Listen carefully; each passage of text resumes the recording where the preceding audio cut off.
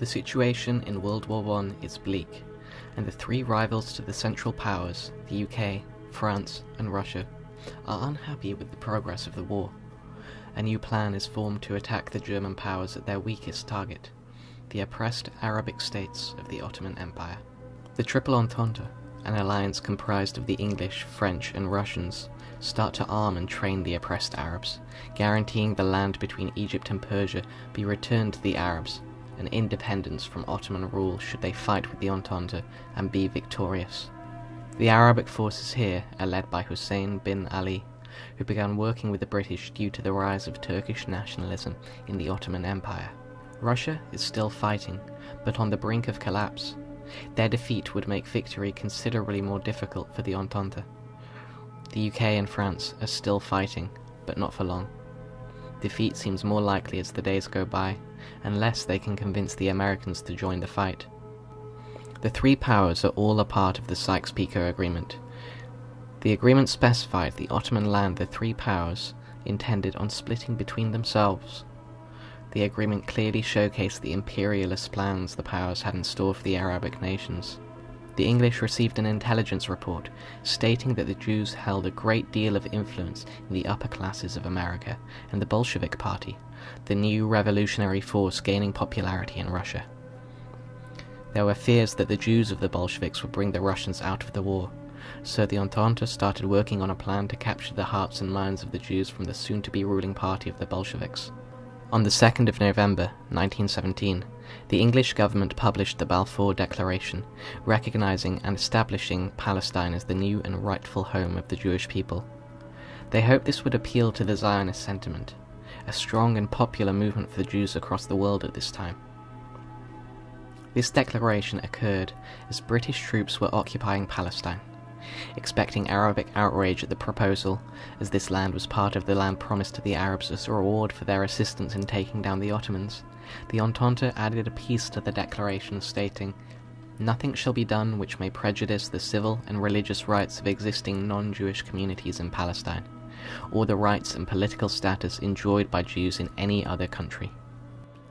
On the surface, everything seemed fine to the Arabs, but the details of the Sykes-Picot Agreement had been kept hidden from all but those at the high end of the Entente command chain. And so, on the 7th of November, just a few days after the publication of the Balfour Agreement, the Bolsheviks took power. The previous Russian government had been privy to the Sykes-Picot Agreement, and so was the new one. The mastermind of the Sykes-Picot Agreement, Lloyd George, thought that his Zionist plans for a homeland for the Jewish people would be appreciated by the Jews of the Bolshevik Party, but the desired outcome could not have been further from the result.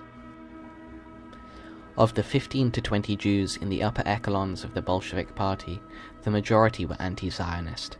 Shortly after coming to power, the Bolsheviks stated that Zionism was a capitalist ploy. They withdrew from the war and opened the archives of the Tsarist Foreign Office, and the details of the Sykes-Picot Agreement was made public. This revealed to the Arabs that the Allies had been double-dipping the territory they had allegedly promised them. This was a major embarrassment to the Entente, as this revealed their plans to carve up the conquered territories for themselves when they had been preaching that they were fighting to end the unjust rulership on behalf of the Arabs. Fearing that Arab leaders would lose heart in this crucial stage of the war, the British leaders sent Hussein and his son Faisal a message, reiterating Britain's plan. The Entente powers are determined that the Arab race shall be given full opportunity of once again forming a nation in the world, that this can only be achieved by the Arabs themselves uniting. Hussein stayed loyal to the Entente, though he spoke of settling accounts after the war was finished. The Arabs and the Brits chipped away at the Ottoman territories, and after long last, the Turks were defeated. The First World War had come to an end, and now it was time for Britain to share out the various overlapping territories they had promised to the Arabs, the Jews, and the French. The American president, Woodrow Wilson, had dreams of a new world of nationalistic self-determination for newly independent countries. Yet these were forgotten when it came to the Arabs and the peoples of the Middle East. Britain and France would fulfill the Sykes-Picot Agreement, ditching their promises to the Arabs. When it came to the Jews regarding Palestine, Foreign Secretary Arthur Balfour wrote, The four great powers are committed to Zionism, and Zionism, be it right or wrong, good or bad, is rooted in age-long traditions, in present needs and future hopes, a far profounder import than the desires and prejudices of the 700,000 Arabs that now inhabit that ancient land. During the Treaty of Versailles, it was agreed that the Middle East should be divided by the mandates for the French and English.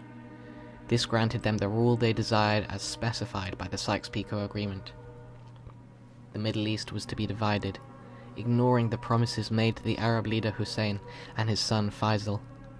Faisal was proclaimed king by the Syrian National Congress, leading to France sending in their troops and ousting him, sending him fleeing to Palestine.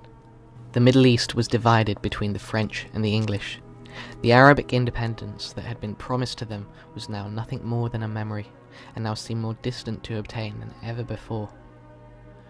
Though the State of Israel did not become truly independent until 1948, after World War II had ended and the British Empire started its decline, it was the decisions made by the Entente and America that set the course for the creation of the Jewish State of Israel.